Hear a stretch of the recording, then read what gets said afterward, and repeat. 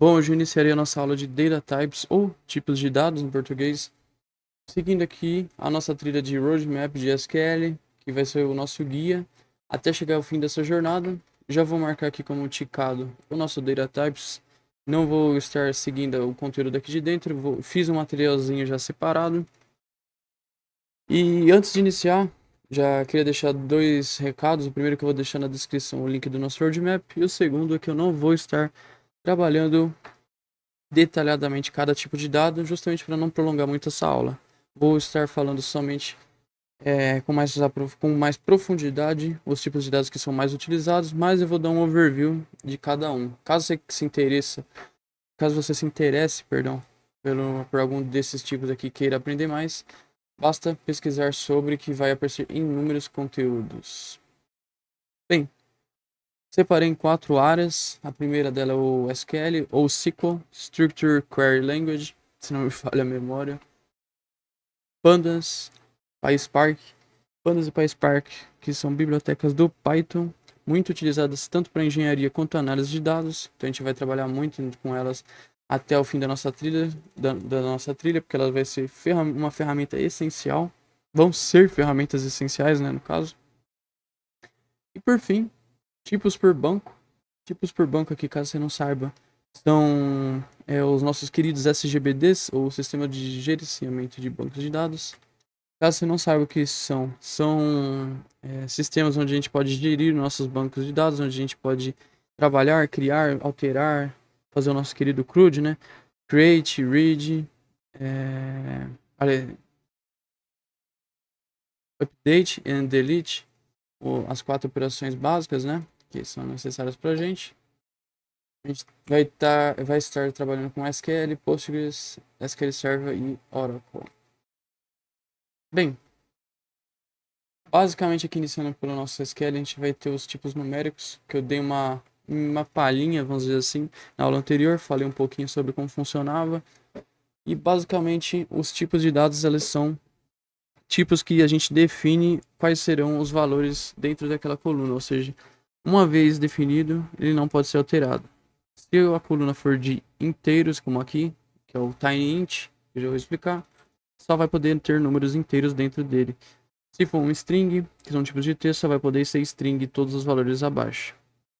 Então, seguindo esse padrão, e já sabendo disso, vamos seguir aqui com a aula. Outra dica também, grande parte dos termos são em inglês, então por isso que eu falo para você aprender inglês, que é algo essencial, que por intuição você já imagina que seja uma grande parte dos termos, por mais que você nunca tenha visto eles. TinyInt. Você já vai induzir que tiny é algo pequeno, ou seja, minúsculo, e int, que é uma abreviação de integer, que vem do inteiro, ou seja, inteiros minúsculos ou inteiros pequenos. Ele é utilizado em termos que vai de menos 128 a mais 127. Cabe para idades, contagens pequenas. A gente tem o small int, que já induz a ser um pouco maior, mas ainda é pequeno, que ele vai de menos 32.000 até mais 32.000. O int, que provavelmente você já deve ter ouvido falar, que é o mais famoso de todos eles. E ele cabe em termos de menos 2 bilhões até mais 2 bilhões. E por fim, o big int, que ele é para termos de menos 9 quintilhões até mais 9 quintilhões. Que é para usos muito inviáveis, eu pelo menos nunca vi sendo utilizado, mas não é anormal de existir. Só para valores extremamente grandes. Aí você me pergunta, como que eu vou saber quando usar cada um deles? Quando que eu vou saber que eu uso o tiny, o small int ou o big int? Enfim, para você saber disso, basta você estudar sua base, e isso serve não só para os numéricos, mas para qualquer um deles, para qualquer um dos tipos de dados aqui, você tem que saber o que você está fazendo e saber estudar a sua base, entender como ela funciona, que é primordial para você ter uma base muito bem feita. Porque numa base extremamente grande, só a diferença, por exemplo, de 4 bytes para 8 bytes já pesa muito. Porque a gente está trabalhando às vezes com milhões ou bilhões de linhas. Então é algo que acaba pesando muito conforme vai aumentando a base e muitas vezes aumenta o custo dela. Então você tem que estudar a base, entender se sua base se encaixa no int. Por exemplo, minha base vai ter 2 bilhões, minha base vai ter 32 mil. Você que tem que ter um conhecimento disso para ir adequando ela. De qualquer forma, em grande parte das vezes você tem dúvida, utilize o int. Temos também o tipo numeric, nunca vi sendo utilizado, mas ele vai até 10 elevado a 38, números extremamente grandes. Temos o float, que o float também muito utilizado para os números decimais, ou seja, números flutuantes que tenham números após a vírgula. Ele é o mais utilizado. Aliás, eu me arrisco a dizer que ele é o mais utilizado para números decimais. Temos o número, é o tipo real, que ele é uma versão menor do float para economizar. Mas aí, como eu disse, na dúvida você utiliza o float, mas caso você tiver um conhecimento maior da sua base, você pode utilizar o real e ver se ela se enquadra no seu caso. Seguindo aqui, a gente tem o tipo de data e hora. Tipo date, não tem mistério. Aqui a gente define como que vai estar sendo escrito, como vai estar sendo armazenada nossa data. Aqui começa por ano, mês e dia, né? Year, month and day. E aqui você pode mudar a ordem de acordo com a sua região. Aqui no Brasil seria dia, mês, ano. E aí varia conforme onde você está morando.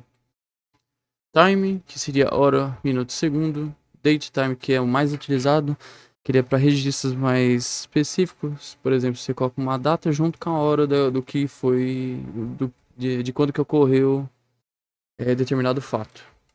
Timestamp, também muito utilizado para logs, de quando ocorre um evento.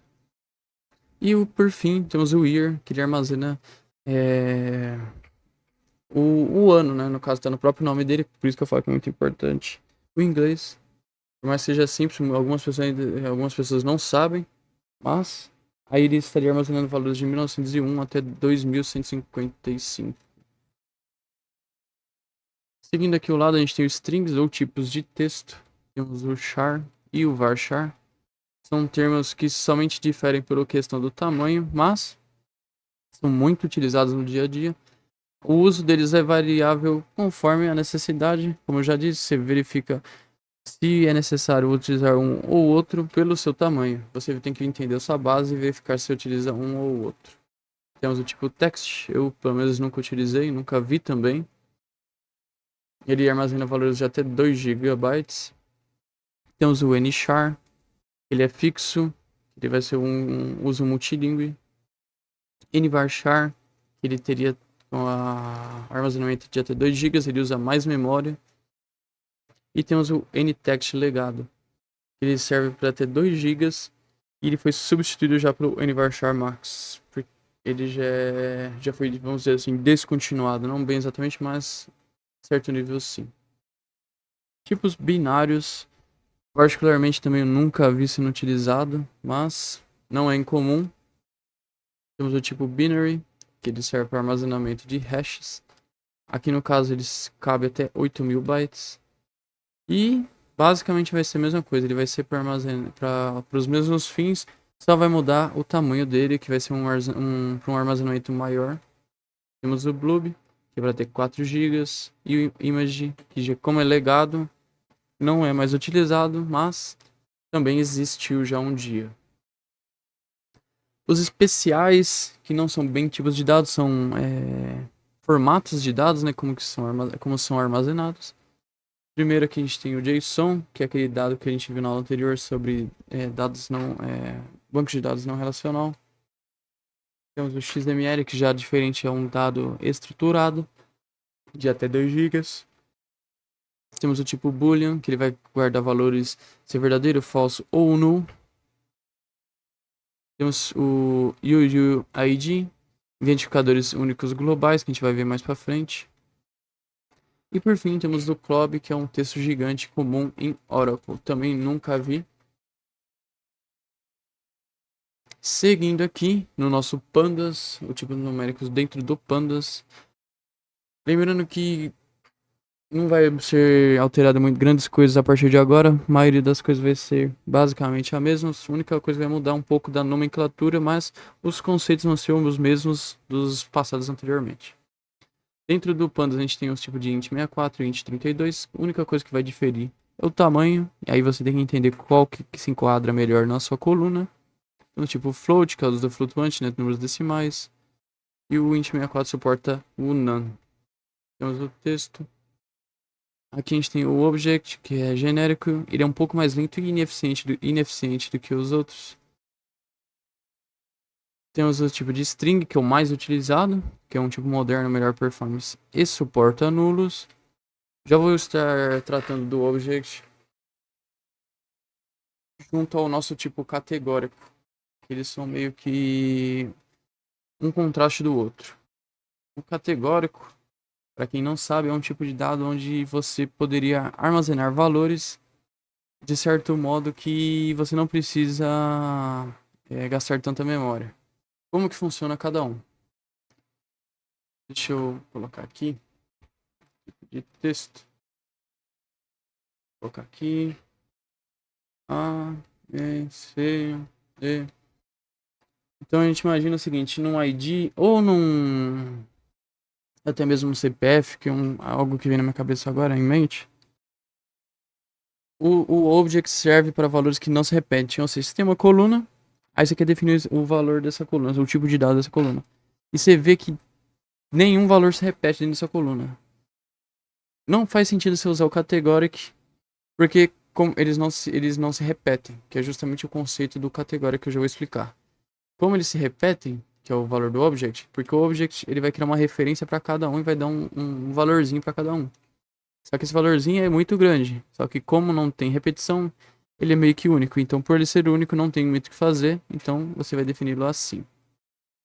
Porém, entretanto, todavia, se nós observarmos novamente uma base nova, a gente vê que os valores estão se repetindo. Só que se você acompanha durante a base, você vê que se repete inúmeras vezes uma coluna que tem 100 linhas, só tem 5 valores diferentes. É algo que faz muito sentido usar um categoric. Ele basicamente vai fazer o seguinte: ele vai pegar lá, vai fazer um mini dicionário. Dentro desse dicionário, ele vai falar assim: opa, ó, o seu A, opa, o seu A vai valer 9. Ou, aliás, 0, vai. 0. O seu. A gente colocar 0 de novo. E o seu B vai valer 9. Então, toda vez que aparecer um A ou um B, ele só vai atribuir esse valorzinho aqui, como se fosse uma etiqueta. Ele só vai pegar essa etiquetinha e colar lá. Então ele vai armazenar muito menos memória. Por quê?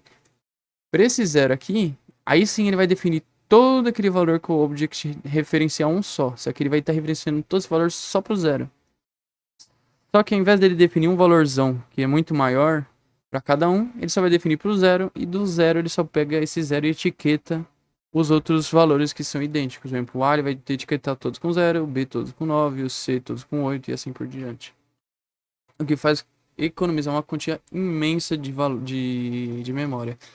Só que em contraste, se você utilizar, por exemplo, num ID tipo categoric, ele vai aumentar o gasto muito mais do que se fosse um tipo de object. Porque, como não se repete, ele vai estar fazendo toda essa referência à toa. Porque não vai ser pif, não vai se repetir. Então ele meio que vai estar gastando memória à toa para criar toda essa referência para nada. Porque não tem como ele etiquetar ninguém. Sendo que é um valor único. Seguindo, a gente vai ter o tipo de data e hora, que é o date time, que é o mais utilizado. Tem o time delta também, eu nunca vi sendo utilizado, mas é um tipo que existe também, caso você queira ver, basta se aprofundar nele. Booleano, ou boolean, que seriam para valores true ou false ou null.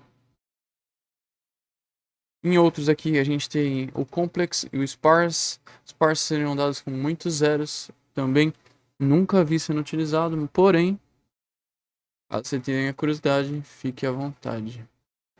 Seguindo aqui, a gente foi já para o nosso PySpark, nos tipos numéricos. Ele já é um pouco mais extenso que os anteriores, porém é bom ver como que funciona um pouquinho de cada um. A gente tem nos tipos numéricos o byte type, que seriam para valores muito curtos. Short type, também para valores bem curtos. O integer type, que é um pouco maior já, que é para o nosso querido int, né? O famoso int, que já serve para valores praticamente cotidianos, vai se enquadrar em grande parte dos casos. O long type, que já vai gastar um pouco mais de memória, que seria muito parecido com o nosso big int. Float type, que é o querido float. Double type, que gasta um pouco mais de memória, porém ele também é muito semelhante ao float. Por fim, a gente tem o decimal type, também semelhante ao float.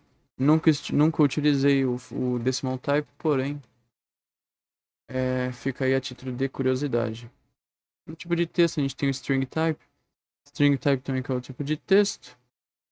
Booleano, novamente, que é o nosso true, false ou null. Data e hora, a gente tem o data type ou timestamp type. Timestamp type também muito utilizado, que é para criar os valores de log. Tem o date type também, que é os valores cotidianos mesmo. Binary type, particularmente nunca utilizei. Fica também a critério de curiosidade aí. E por fim, temos os tipos estruturados. Temos o array type, que seria no nosso formato de lista. Array, que significa lista. Temos o map type, que seria o chave-valor. Um pouco, mais ou menos naquele mesmo padrão de funcionamento que eu expliquei do categoric. Não exatamente, mas o sentido é o mesmo, vamos dizer assim. Por fim, temos o struct type.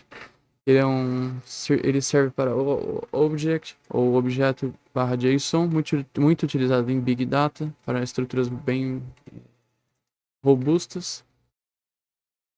E para finalizar, né, os nossos tipos por banco, vamos iniciar aqui pelo MySQL. Temos o enum, ele serve para interno como inteiro, mas para alterar a lista ele já vai ser algo um pouco mais custoso. Ele serve para uso em status. Temos o tipo de set, que ele cabe em múltiplos valores, ele é muito utilizado em tags. Unsigned, ele remove negativos e dobra o limite positivo. Tipo de year, que a gente viu também. E o Unicode, que ele vai utilizar o UTF-8. E ele não utiliza o nvarchar. Não vou estar entrando em detalhes aqui, porque cada um deles tem essa metodologia e tipo de escrita, então vai ser só ficar revendo coisa que a gente já viu. Postgres tem o tipo de array, que é o tipo de lista de valores, simplificando a modelagem. JSON versus JSONB. O JSON armazena tipos de texto e o JSONB valores binários. E o UUID, ele é algo nativo, ele tem um tamanho um pouco grande, então não é viável em determinados casos. Temos o Boolean, que é o nosso true false. O inet e o CDR, né, no caso. CDI, ADR, que é para IPs e redes, também nunca utilizei. Seguindo no nosso SQL Server, temos o Money e o Small Money. Serve para casas decimais, menos flexível que o decimal. Temos o DataTime 2, que ele é para maior precisão. Aí ele vai ter um range de ano um pouco maior do que o anterior. Em vez de ter aquele de 1901 até 2155, se não me falha a memória. Esse aqui vai estar do ano 1 até o ano 9.1999, que ele substitui o DataTime. Temos Unique Identifier, que ele vai ter o UUID, Universal Unique Identifier, que ele já tem um tamanho bem grande. E temos o varchar e o univarchar máximo, que é aqueles valores que cabem até 2 GB de armazenamento. Por fim, não menos importante, temos o Oracle SGBD aqui. Temos o varchar 2, ele evita o varchar, e ele é o padrão correto para o Oracle Database. Temos o tipo number, que ele é flexível, tanto para int, decimal ou float. Temos o tipo date, perdão.